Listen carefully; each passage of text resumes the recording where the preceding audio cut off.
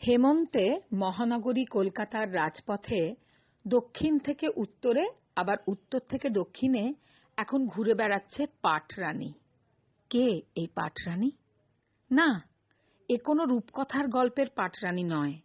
এই পাটরানী হল ডব্লিউবিটিসি, পশ্চিমবঙ্গ পরিবহন নিগমের ক্যালকাটা ট্রামওয়েজ ও একটি বেসরকারি সংস্থার যৌথ প্রয়াস, যার মাধ্যমে ট্রাম ও পাট পরিবেশ বান্ধব এই দুটি বিষয়ের মেলবন্ধন ঘটানো হয়েছে। পাটের তৈরি নানান সম্ভারে সাজিয়ে তোলা হয়েছে বাঙালির অন্যতম নস্টালজিয়া দু কামরার আস্ত একটি ট্রামকে, আর তারই নামকরণ করা হয়েছে পাটরানী। বেলা 12টায় গড়িয়াহাট থেকে যাত্রা শুরু করে ধর্মতলা শ্যামবাজার হয়ে পাটরানী গড়িয়াহাটে ফিরে আসছে বিকেল 4টের মধ্যে। আবার একই রুটে পথ চলা শুরু, গড়িয়াহাট ফিরতে রাত্রির 8টা।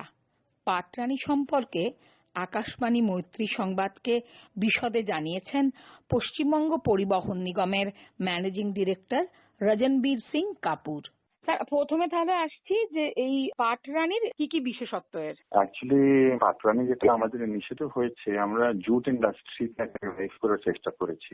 আমাদের তো বেঙ্গল যদি আপনি দেখেন ইন্ডিয়াতে নাম্বার 1 আছে in jute production, and historically Bengal has been the leading producer of jute. তো ওটাই ইন্সপিরেশন নিয়ে আমরা একটা এই নতুন ট্রামের ভাবনা চিন্তা করলাম, যেখানে আমরা জুট, যেটা পাট বলে বাংলাতে, ওইগুলো প্রোডাক্টস কে ডিসপ্লে করছি।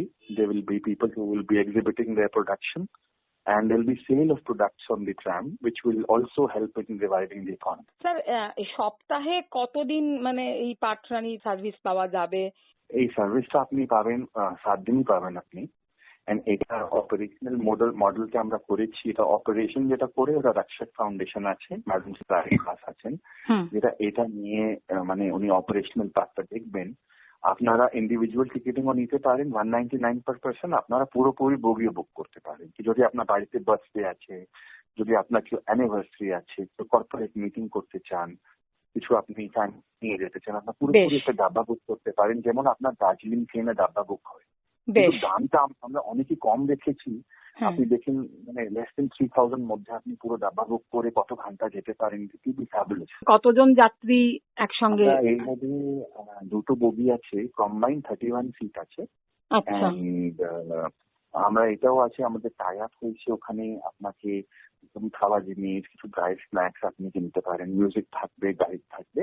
এন্ড আপনি জানেন আমরা ইন্ডিয়ার ফার্স্ট টায়ার পার্কও লঞ্চ করেছি। কালকেই ইনঅগ্রেট হবে পাটরানী।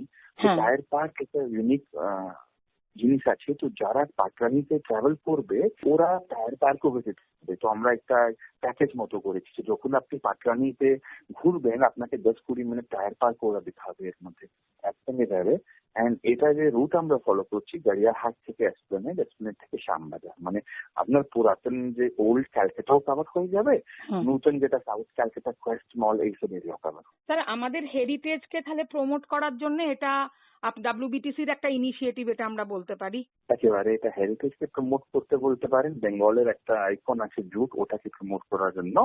And it is an initiative of WBTC in collaboration with foundation.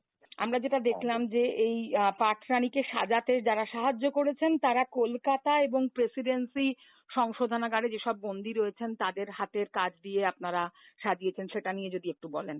Actually এখানে যতগুলো জিনিস তৈরি হয়েছে, এটা রাক্ষক ফাউন্ডেশনের একটা প্রোগ্রাম চলে, জুট স্টোরিজ বিহাইন্ড বার্স।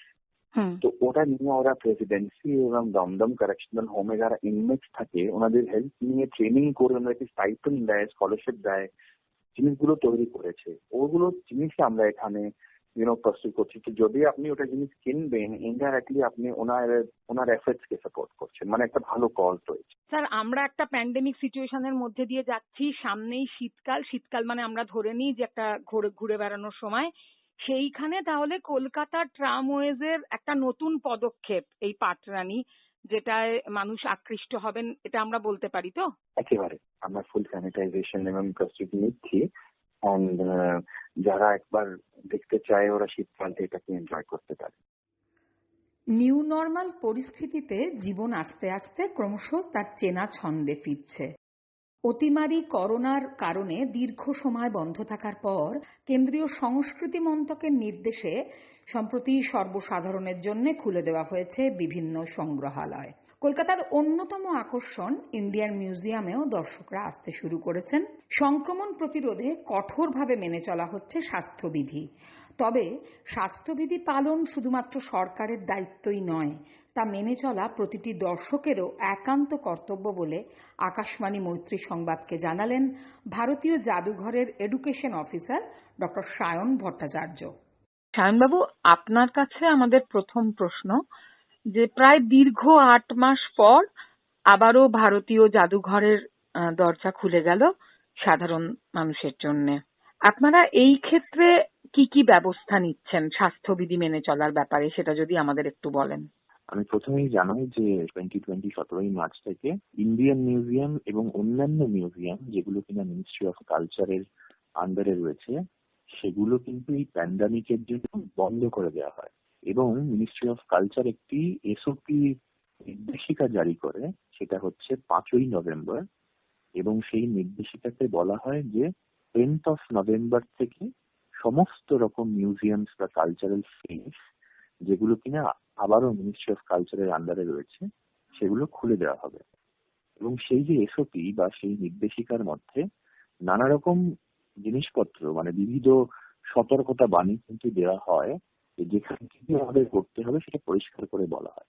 যেমন ধরুন প্রথমেই বলি টিকিট কাটার ব্যাপারে।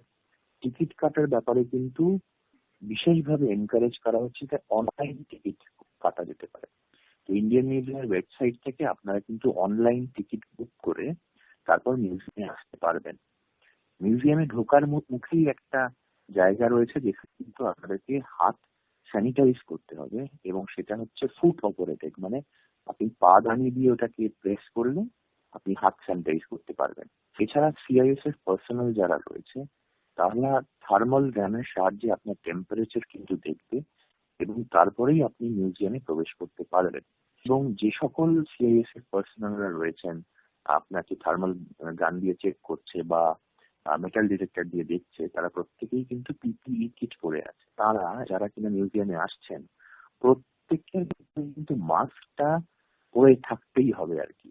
বর্তমানে একটি গ্যালারিতে 20 জনের বেশি কিন্তু আমরা অ্যালাউ করছি না। সিসিটিভি ক্যামেরা রয়েছে এবং মিউজিয়ামের যে সকল সিকিউরিটি স্টাফ রয়েছে তারা কিন্তু নজরদারি চালাচ্ছে যে একটা গ্যালারিতে 20 জন স্টাফ যাতে 20 জন দর্শক যাতে না থাকতে পারে, এবং সোশ্যাল ডিস্টেন্সিং যাকে বলা হচ্ছে 6 ফিটের দূরত্ব রাখার জন্য সেটাও আমরা নজরদারি করছি। মিউজিয়ামে বসার জায়গাগুলোকে কিন্তু ধরুন 3টে যদি চেয়ার থাকে মাঝখানের চেয়ারটা আমরা ব্লক করে রাখছি যাতে একটা দূরত্ব বজায় রাখতে পারে। বাই চান্স যদি কারোর শরীর খারাপ হয়ে যায় আমরা একটা আইসোলেশন রুমও করেছি, তাকে সঙ্গে সঙ্গে সবার থেকে আলাদা করে সেই আইসোলেশন রুমে আনা হবে। এবং কি করতে হবে, এই যে নিয়মাবলীগুলো আমি বললাম এগুলো কিন্তু প্রিন্ট ভার্সন মিউজিয়ামের সর্ব জায়গায় রয়েছে এবং ডিজিটালি টিভির মাধ্যমেও কিন্তু আমরা বারবার করে এই জিনিসটা বলছি। আমরা মেগাফোনের সাহায্যে অ্যানাউন্সও করছি যে কি কি করা উচিত এবং কি কি করা উচিত নয়। এই যে নিউ নর্মাল সিচুয়েশনে আবারও মিউজিয়াম খুললো, সেক্ষেত্রে কি আগের অবস্থার কিছু কাটছাট হলো, মানে সময় বা দিনের কোনো পরিবর্তন ঘটলো কি মিউজিয়াম খোলার ব্যাপারে বা বন্ধ থাকার ব্যাপারে? নিশ্চয়ই, মিউজিয়াম কিন্তু সোমবার দিন বন্ধ থাকে ক্লিনিং বা অন্যান্য পারপাসের জন্য, মানে মঙ্গলবার থেকে রবিবার হচ্ছে মিউজিয়াম খোলা থাকে। আগের নিয়ম ছিল সকাল 10টা থেকে বিকেল 6টা পর্যন্ত মিউজিয়াম খোলা থাকতো মঙ্গলবার থেকে নিয়ে শুক্রবার। শনি রবিবার কিন্তু রাত্রি 8টা পর্যন্ত মিউজিয়াম খুলে রাখা হতো। কিন্তু এখন এই সিচুয়েশনের জন্য মঙ্গলবার থেকে নিয়ে রবিবার পর্যন্ত সকাল 10টা থেকে 5টা পর্যন্ত মিউজিয়াম খোলা থাকবে। আচ্ছা, গ্যালারি গুলো তো স্যানিটাইজ করা হচ্ছে বারবার, যেটা আপনি বললেন। হ্যাঁ, সারাদিনে প্রত্যেকদিন 3 বার করে কিন্তু গ্যালারিকে স্যানিটাইজ করা হচ্ছে। আপনার কাছে জানতে চাইবো, যেহেতু সামনেই শীতকাল এবং শীতকাল বলতেই একটা ঘুরে বেড়ানোর ছবি আমরা দেখতে পাই, তো সেক্ষেত্রে কলকাতার যে জায়গাগুলো অন্যতম আকর্ষণীয় তার মধ্যে মিউজিয়াম অন্যতম, তা সেই ক্ষেত্রে ভিড় সামাল দেবেন কিভাবে? প্রতিদিন যে প্রায় হাজার হাজার দর্শক আসেন সেক্ষেত্রে স্বাস্থ্যবিধি কিভাবে মেনে চলা হবে যদি একটু বলেন। আমি বলি যে এই সময়টা যদি দেখেন গত বছর বা বিগত কয়েকটি বছর, যখন নভেম্বর মাস পড়ে যায় তখনই কিন্তু মিউজিয়ামের দর্শক সংখ্যা প্রায় 2,000 থেকে 3,000 প্রত্যেকদিন লোক আসে। 6 মাস 7 মাস মিউজিয়াম বন্ধ ছিল এবং এই যে বর্তমান পরিস্থিতি, এটা আমাদের মাথায় রাখতে হচ্ছে। আমরা দেখতে পাচ্ছি যে মানুষ কিন্তু আস্তে আস্তে করে বেরোচ্ছে, সতর্ক করছে, তারা মাস্ক পরছে এবং তারা সাহস জুগিয়ে কিন্তু আস্তে আস্তে আসছে মিউজিয়াম দেখতে বা অন্যান্য প্রদর্শন, যেখানে প্রদর্শনী হয় সেসব জায়গাতে। তো আমি আশা করছি এই যে দীর্ঘদিনের একটা ব্যবধান ছিল যেখানে কিনা মিউজিয়াম বা অন্যান্য কালচারাল স্পেস গুলো বন্ধ ছিল, তাতে আবার ভিড় বাড়বে এবং এই সতর্কতার বিধি আমরা মেনে চলবো। মানে মিউজিয়ামও যেমন মেনে চলবে, এটা মিউজিয়ামের দায়িত্ব, তেমন কিন্তু দর্শকরা যারা আসছেন দেখতে তাদেরও একটা বিশাল দায়িত্ব রয়েছে যে তারাও কিন্তু এই সতর্ক বার্তাগুলো কিন্তু যাতে মেনে চলে এবং তারা কিন্তু পৌঁছে দেয় অন্য লোকের কাছে। অবশ্যই। তা আমরা আশা করছি যে ভিড় আস্তে আস্তে বাড়ছে এবং আবার আমরা অনেক লোককে জাদুঘরে দেখতে পাবো। অনেক ধন্যবাদ। নমস্কার। ভালো থাকবেন। নমস্কার।